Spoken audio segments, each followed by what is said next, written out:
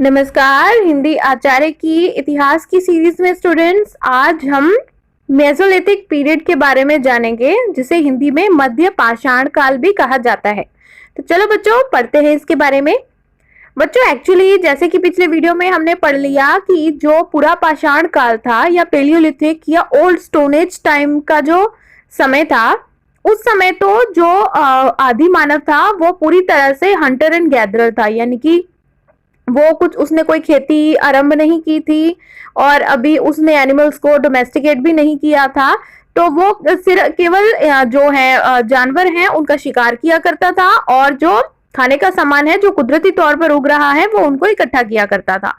और इसके बाद मेसोलिथिक पीरियड आता है, और मेसोलिथिक पीरियड के बाद में नियोलिथिक पीरियड आता है, यानी कि नव पाषाण काल का समय आता है। नव पाषाण काल का समय की सबसे बड़ी खासियत यही है कि अब जो इंसान है, आदि मानव है, वो सेटलमेंट्स में रहने लग गया है और उसने खेती करनी शुरू कर दी थी।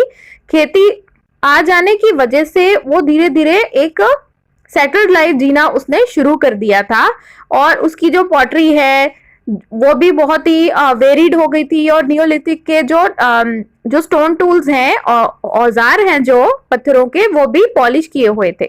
लेकिन जब मिडिल स्टोन एज की बात आती है, इन दोनों पीरियड्स के बीच की बात आती है, यानी कि ओल्ड स्टोन एज और न्यू स्टोन एज के बीच में जो मिडिल स्टोन एज है, जिसे हम मध्य पाषाण काल या मेसोलिथिक पीरियड कहते हैं, तो इस समय पे दोनों पीरियड्स के बीच का ये ट्रांजिशन पीरियड है। ट्रांजिशन पीरियड मतलब चेंज, बदलाव आ रहा है, क्योंकि एक तरफ तो जो धरती का जो तापमान है वो बढ़ रहा है, और दूसरी तरफ जो है इंसान जो है, आदि मानव जो है, वो थोड़ी प्रगति कर रहा है। अब उसने नए तरह के पत्थरों के औजार बनाने आरंभ कर दिए। और बच्चों, कई जगह पर तो मेसोलिथिक पीरियड में ही जो इंसान है वो झोंपड़ी वगैरह बनाकर रहने लग गया था, और कई जगह तो मेसोलिथिक पीरियड में ही खेती करनी भी आरंभ कर दी थी। तो मेसोलिथिक पीरियड एक ट्रांजिशन का पीरियड है, एक बदलाव का समय है बीच में पूरा पाषाण काल और नव पाषाण काल के बीच में, यानी कि पेलियोलिथिक पीरियड और नियोलिथिक पीरियड के बीच में एक बदलाव का समय है मेसोलिथिक पीरियड, और ये एक छोटे कालखंड को कहा जाता है। अब हम परिभाषा की बात करेंगे तो मेसो का मतलब होता है मिडल, यानी कि मध्य, ये ग्रीक भाषा से लिया गया है मेसोलिथिक, और लिथोस का मतलब होता है स्टोन, यूनानी भाषा में। तो मेसोलिथिक पीरियड का मतलब हुआ कि मध्य पाषाण काल या मिडिल स्टोन एज। तो middle stone age the old stone age और न्यू स्टोन एज के बीच का जो समय है, इसे मिडिल स्टोन एज या मेसोलिथिक पीरियड कहते हैं, जिसके बारे में अभी हम पढ़ रहे हैं। और सबसे बड़ी खासियत, ये सबसे ज्यादा क्वेश्चंस इस चीज से ही रिलेटेड आते हैं कि मेसोलिथिक पीरियड में जो स्टोन टूल्स थे, जो पत्थरों के जो औजार थे, वो किस तरह के थे। वो बहुत ही बारीक औजार थे, और जिनको चिपिंग के साथ बनाया गया था या हंटर गैदर अपने टूल्स के साथ बनाया गया था। और उनके ये जो हथियार थे, इनको माइक्रोलिथ्स कहा जाता था। ये बहुत ही बारीक और तीखे औजार थे, पत्थरों से बनाए गए, और ऐसा माना जाता है कि शायद इन औजारों को लकड़ी या हड्डियों के साथ में जोड़कर इनके साथ में हथौड़ा आदि बनाया गया होगा।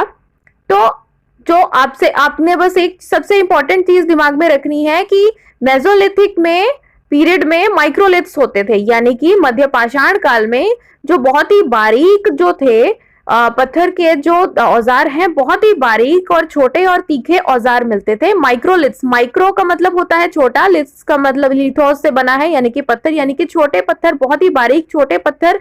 ये जो मध्य पाषाण काल है, इसकी सबसे बड़ी खासियत है। अब देखिए, चित्र में आप देख सकते हो, पहले चित्र में हाथ में पकड़ा गया है एक माइक्रोलिथ को। ये बहुत ही बारीक है, देखिए हाथ के मुकाबले में कितना बारीक है ये और तीखा है। दूसरे चित्र में भी आप देख सकते हैं जो माइक्रोलिथ्स में, सभी जो माइक्रोलिथ्स हैं वो बहुत ही बारीक और तीखे हैं सबसे ज्यादा। तो ये हुए इस मेसोलिथिक यानी कि मध्य पाषाण काल के समय पर जो इस्तेमाल किए जाते थे औजार, पत्थरों के जो औजार जो हमें मिले हैं अवशेषों से। अब बच्चों देखो, जैसे कि हम जानते हैं कि जो मेसोलिथिक पीरियड है, इससे ठीक पहले पेलियोलिथिक पीरियड था, और मेसोलिथिक पीरियड के बिल्कुल बाद में जो है वो नियोलिथिक पीरियड है। अब देखो बच्चों, जो आप जैसे कि आप जानते हो कि जो पेलियोलिथिक पीरियड था वो भी 3 भागों में डिवाइडेड था। तो सबसे आखिरी जो पेलियोलिथिक का जो पीरियड था, जो अपर पेलियोलिथिक जिसे कहते हैं, उस पीरियड को ही माना जाता है मेसोलिथिक पीरियड में, उन जगहों पर जहां पर अभी कोई खेती से संबंधित आरंभ नहीं हुआ था लाइफस्टाइल लोगों का।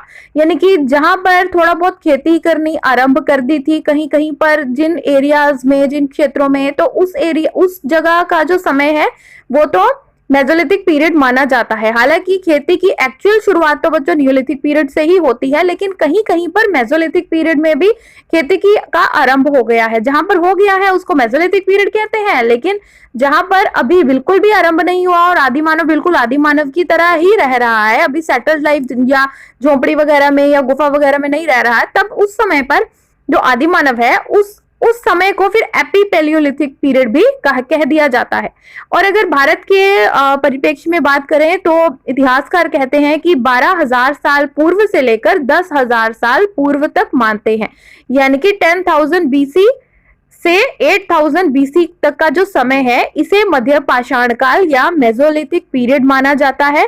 और एक अभी हमने बहुत ही इंपॉर्टेंट पॉइंट समझ लिया है कि इसमें माइक्रोलिथ्स होते थे, यानी कि बहुत ही बारीक पत्थर हुआ करते थे औजार के तौर पर जिनको इस्तेमाल किया जाता था, जिन्हें माइक्रोलिथ्स कहते हैं। और दूसरी सबसे इंपॉर्टेंट चीज है कि यहाँ पर आग की खोज की भी बात की गई है कि मेसोलिथिक पीरियड में ही ऐसा माना जाता है कि आग की खोज भी हुई है और धीरे धीरे इंसान जो है वो खेती करना भी सीख रहा है। बच्चों, इसका एक उदाहरण है हमारे कुरनूल जो जिला है आंध्र प्रदेश में, वहां पर हमें गुफाएं मिली हैं और वहां से राख मिली है, वहां पे खुदाई के दौरान राख मिली है। इससे यही साबित होता है कुरनूल की गुफाओं से कि जो मध्यकालीन जो आदि मानव था वो आग से परिचित था और आग का इस्तेमाल करता था। तो अब बात करेंगे कि मतलब अब जैसा कि हमने पढ़ लिया कि जो मेसोलिथिक पीरियड है इससे पहले पेलियोलिथिक पीरियड था, यानी कि पूरा पाषाण काल युग था, और इसके आगे नवपाषाण काल युग है, यह मध्य पाषाण काल युग है। अब देखो बच्चों, और इसमें एक चीज है कि जो इंसान रहता कैसे था, आदिमानव रहता कैसे था, वो कैंप्स के बीच में रहता था और जो ग्रुप्स उसके थे 20-25 लोगों के ग्रुप्स होते थे उसमें रहता था इंसान। और वो कैंप्स बनाकर नदियों के किनारे या तालाब वगैरह के किनारे पर रहा करता था। और बहुत सारी ऐसी साइट्स मिली हैं जहां पर खुदाई के दौरान हमें ये पता चला है कि यहाँ पर मनुष्य जो है यहाँ पर वह अपने औजार बनाया करता था। बहुत सारे औजार एक जगह से मिले, इन्हें हम साइट्स कहते हैं, फैक्ट्री साइट्स कहते हैं। और बहुत सारी जगहों पर जैसे कि अभी हमने पढ़ लिया कि एग्रीकल्चर भी यानी कि खेती बाड़ी भी आरंभ हो गई थी, और जहां पर खेती बाड़ी आरंभ हो गई थी वहां पर जो इंसान है उसने खानाबदोश जीवन जीना छोड़ दिया है और धीरे धीरे वो झोंपड़ी वगैरह में रहना भी शुरू कर रहा है। इसके साथ ही बच्चों एक और पॉइंट है कि अगर इंसान ने माइक्रोलिथ्स इस्तेमाल करने शुरू कर दिए हैं तो इसका ये मतलब नहीं है कि इंसान ने जो पेलियोलिथिक टाइम के जो औजार थे, जो मोटे वाले औजार थे पत्थरों के, उनको इस्तेमाल करना बंद कर दिया। वो भी इस्तेमाल किए जाते थे और मेसोलिथिक के माइक्रोलिथ जो है बारीक जो हथियार है उनको भी इस्तेमाल, दोनों का इस्तेमाल एक साथ हुआ करता था। और इसी के साथ ही इंसान जो है अब वो पूरी तरह से सेटल नहीं हो गया था कि वो उसने परमानेंट घर नहीं बनाए थे, उसने झोंपड़ी में ही रहना अभी आरंभ किया था और कई जगह पर अभी वो सेटल नहीं भी हुआ था।